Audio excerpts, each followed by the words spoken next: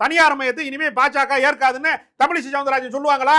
தனியார் மயம் என்கிற ஒரு தீமையை வைத்துக்கொண்டு வீடு பத்தி எரியுது, கூரையில மட்டும் பிடிச்சிடக்கூடாதுன்னு சொல்ற மாதிரி நீங்க சொல்றது. பாதிக்கப்படுகிற தொழிலாளர்களுக்கு நியாயம் கேட்கிற எல்லா யோக்கிய சிகாமணிகளும் தனியார் மயத்தை ஆதரிக்கிறவங்க தானே.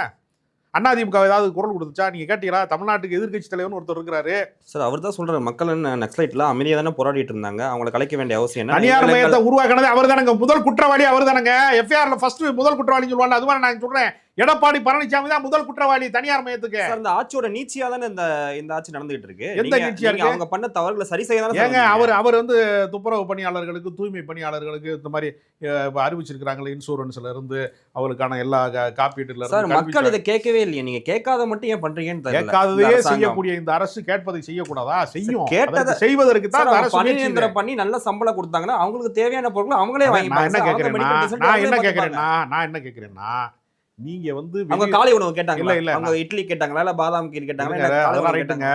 அவங்க கேட்டாங்களான்னா காலை உணவு திட்டம் கூட தான் யாருமே கேட்கல.